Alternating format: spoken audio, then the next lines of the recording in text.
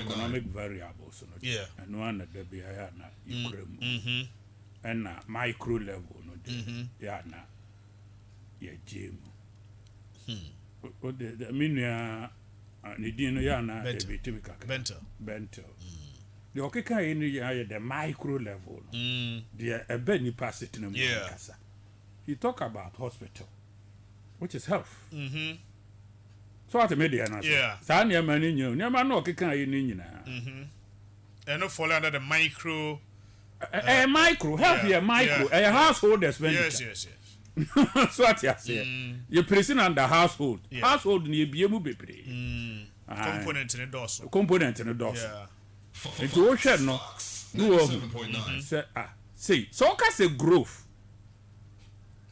which are yanya no a busa ho say growth no efirenti na me busa say nipa utiri ya kese na wonan ne won sa anya kese na utiri no nko aye kese tani nyina ka growth ho ya ba fra o say deficit wo tikudum say ka growth ho ani nyina ka ho eti growth no aye proportionate eti growth no growth one growth coming from industry what you say but industry no Ghana hapa no majority of them use the primary product yeah agric e play major role most of your niema ya ne ha ni nyina wa hu se fa no ano ya nkrofo ye wa ha nyina yufu ni ade ni nyina no ne ade no hwe yesi na ni abetenetena kromo tete no ani yensu adwuma ni ho no nana na ya papa no ne ade no wo kro nkitu amu ye kuye o yes odi ni papa echi what me dey na say because wo ye kuya wo papa no nkwafuo mu da bebre kwa enso wan hwe ya umba wo no mu nkwafuo mu da ka na de ni tie umba wo fo mu nko eti growth no se eye bibi te se de make se eye agric no a ye beboa no a eho de etimi di nipa no ewura ho ntem na raw material no na eba but say policies inconsistencies be we what the job be papa policies inconsistencies and alignment you see say ye bibia in isolation silos policies ye connecting the linkage no enye enti na make us a cabinet no and the main can they go for cabinet meetings but ade bi eba one obi huna the cedi dollar situation because former vice president who was a messiah for the redemption of the currency. Yes. Enti waba obe challenging no wa. A wild goose chase. A exotic adventure. Okay. What you say? A journey to nowhere for water, a trip to Sahara. Fasubi eni ho. And fasubi emba. Oye ni sa. Now you suit Nana Forest and say what the Bible saw up the Syria. You are over subsidizing importation of goods that will compete with our local industry. Unkumu rice farmers. Nana rice farmers in Unkumu. Ebasa importers in Mumudi. You subsidize China and take Numia the other. Omni Eboa or Munya. The jobs are situated there. Yeah, distributors and consumers. Keke. Sustainable jobs no ho. What the ne muaba Vietnam ni what the aba wakoteki wakofaba na na wa subsidize amano. So what you say? Atiteso. Yenkrofo so a dog mu yi Ghana rice for no so akwa akudobi. Kobusa wo mu se wo mu no yeta na. Akukọ no kobusa Boris ene mortuary best no ayede wo mu ba no. Kobusa nze hemfo na Ghana for we mortuary best imported. I see. Enipa ekumu akukọ a yeta no mene. She they said they are not kwala bi e papa no me ye na edi nsi osisi tutu no ho no. Say ene 80% of akukọ nkwanye be koso wo Kumasi he nyina da. imported chicken. And I been tell me boy. Fozu, I go fozu. What be a green kumako? Who face your bed 20? Nana, and Cocoria Bemunua, and here you bear 5 for being the Ekumako. She who be at your who be at your near Kumako, Mochre. Near Musasa, your coffee feeding. Chicken with growth hormones. Yeah, do my besum honey area. At the year, policy binti. And I feel here. $1 a year cheaper. 80 and then Nipana kwa koto. Went me and Presi and Bago. What you say? Former president. And go on get the entire many abrenoa.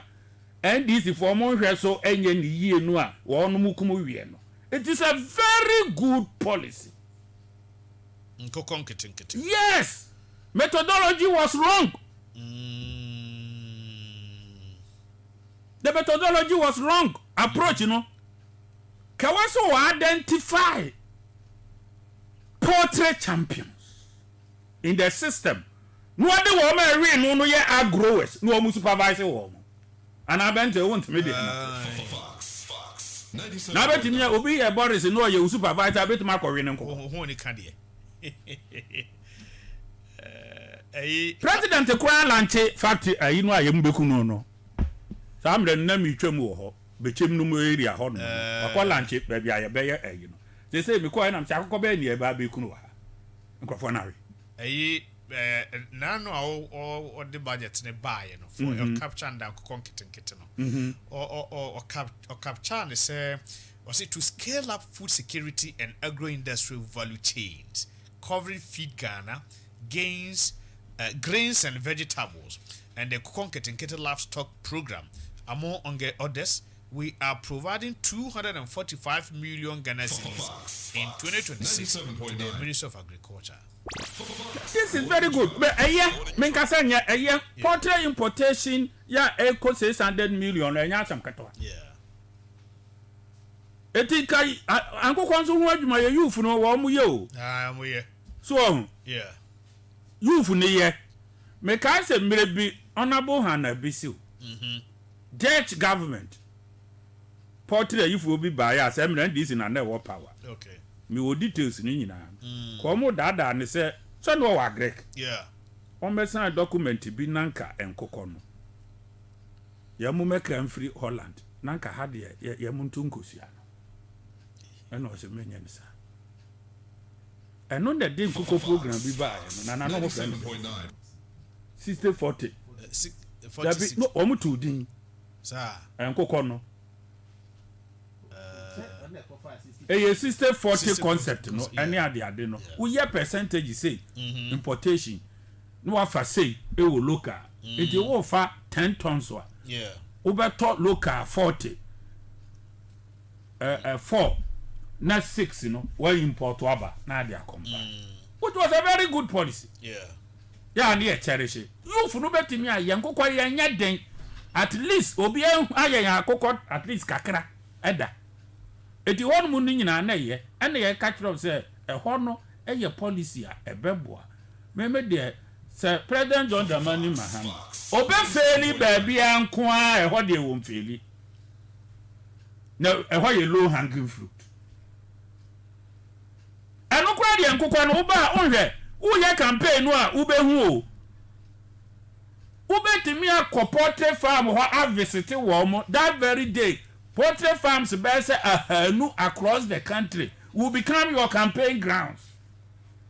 No video na ucha na de nam. Na nam cocoa no na crack no matutu no nam. Campaign be na time there minia mo betra ha mo kase.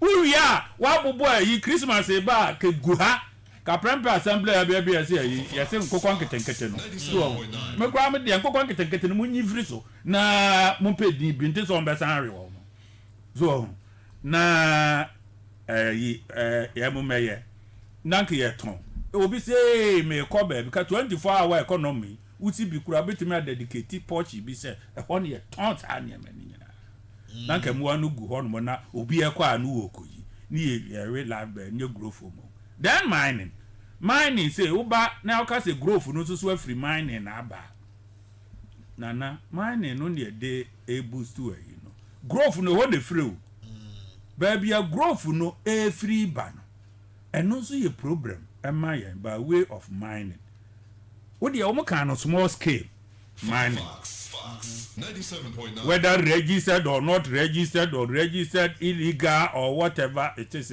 ni nyina ya kind of mining so because they say obi en me who and who have registered the so called galamsey yes ya omo to no ye publish wo mu di ma mi ni nyina nso ka mining na yi no ho ya si growth aba what you see yeah ai and yes so ubeja ya ma wo kura pro ama no so anya growth wo titi and so e ya de pa so Mpopobo wa ekese Jembre kutu ayawda eyaw na wonfuru na pagya ekese ye papa 97.9 enti no ehonso yufu ni yesi ye ede bone ba ede makuri ede wotimi ba garamse no kura timbe yiri fa ye sense ase ese nuane ni nyina so na ye mani ye yo charity ena ye de enso so ba yenso ye hia gold no. Now let me put you on record. My main country honestly. okay And near ma say and I think say a be a man for Becca said a better warm there. But that is absolutely necessary. okay One, without the activities of the small scale 97.9 mining, in the next 10 years, Ghana may not be able to stabilize its currency. Inti yempe kwa papa so yes. small scale mining Yes, activities here bebo. Ami anya gold ni bi. Ni dey build it. What contribute more? small scale mining Yes, in dey build reserves.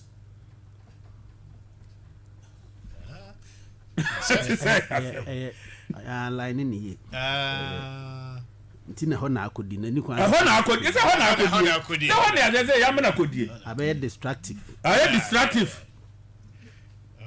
Eti yempam methodology pa ya be fa so a ye betimi enya no na edin garam say yenyin free wo mo so ho ni yempa din papa bi mfento wo what you say aha yempa din papa bi say I'm small friend the cooperative mining you say what say is that first yeah tell your politics I see the tv bi ade betu to bi ya dey ato so cooperative mining also what you am friend say cooperative mining yes and say bibi nya din na hia methodology ankasa operation you know operation no ankasa ense nsuo na encoding samoni a yebenya gold na free from waba me eno na hia me enti empanimfo do wo monko Australia da monko South America konko hwe South Africa ya da no tini enye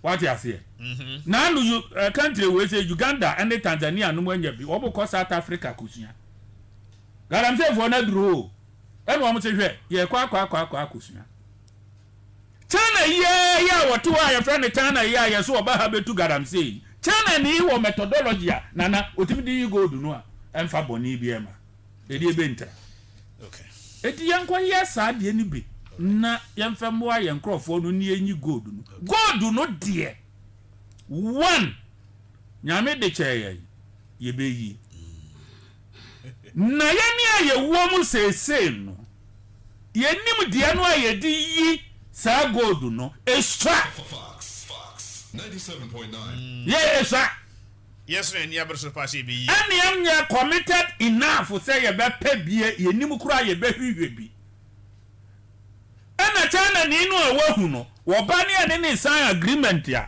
yen sign de won ko fa fidi papa mra no ne ye ko pa de ebe hurahura ni ya chadi ana ya over politicizing man no as if say abaye thank you for political apparatchiks udi politics ya chia ni atwa bi ama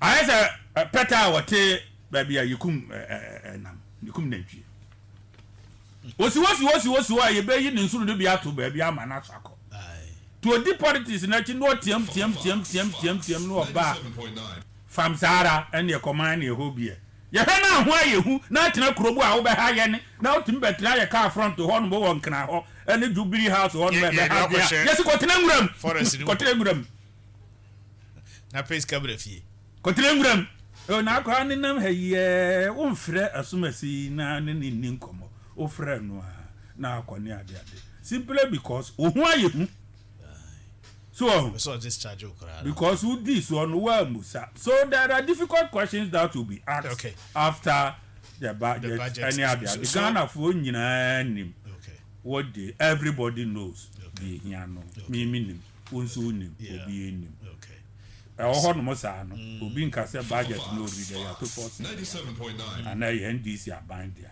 e Ghana nyina dia sa budget we review bitim and e be kire say ye 2026 ye nsabe ye betima ya na sika de e bentemu a so unsan kwan ubase ntemu a na ya na kwan ni timi ye de enti na ya na the beginning of the year what you say aban no etiminya o mayi beginning of the year nka ban no etimi enya sika entem at the ministries no na ko ma hye duma na se obi wo ho na na ye command by September no when we are meetings in kuane seminar distract this so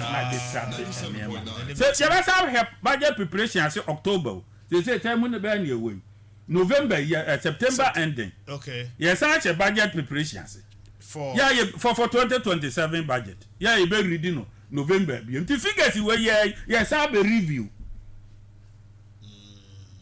and the figure way how to me professionally technically how reliable are these old figures if you want to indeed to rely on the figures and your figures here you did take long term decision and I said there figures here any 3 months krana wow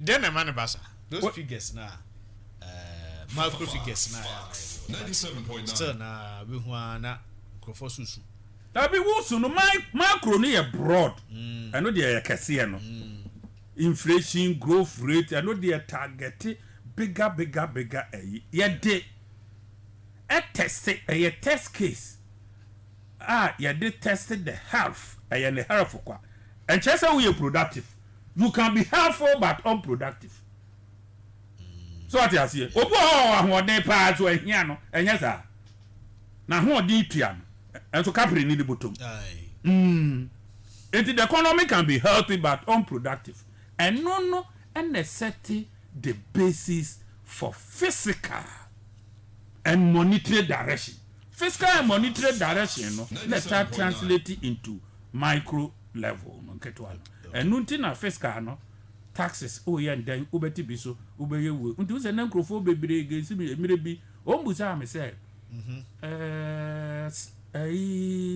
betting tax and this for be so mu twa me ni ade na gusi Boafo si nta betting na mbra anyway na me say na betting tax ni ade do country bi amakoso bi aye gio it was security implication it change no what will be adwuma no ayenya ni nti and we conduct to be a friend is same e dey aya profession who politician na who defending no wuntimi man take down nti onko to chacha no fa hwe ne hafa na busade o to chacha ni say enti chacha ubetimi aya we dey agama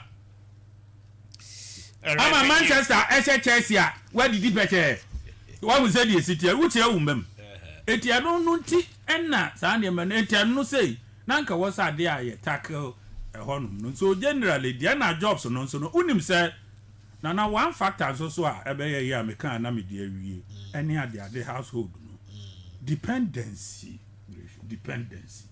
udi usika eni pe su ko kwanu ne no so o yire no ma enamfo pressure wo pressure unamo hey Mbema no a muhu ma bi atetetetete wo ba kura wo ye ne se enfie bebre kura atwam no wo ti ase wo ti mitresi aba bi obeti a wo bia wono mo ana bende wo de wu wo classmate no wono mo minka ngu obi anu ase engu obi anu ase wo ma me no papa nso wo ho enti na wo bi ntimi nkonu krom MPs dependency ratio and nothing MPs in bebre nkom krom do I know you.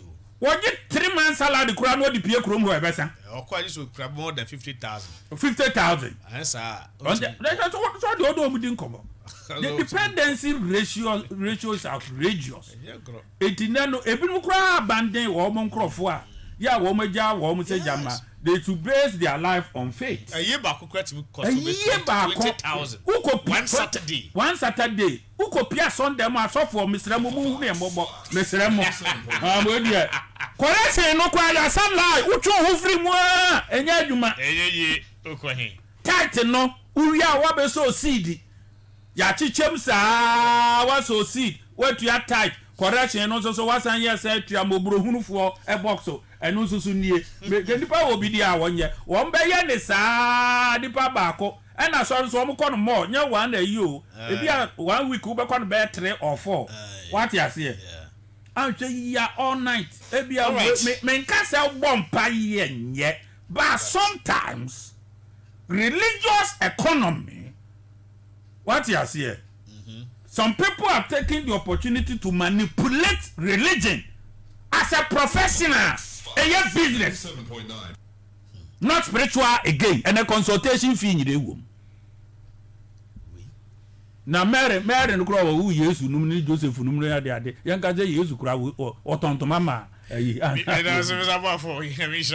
you.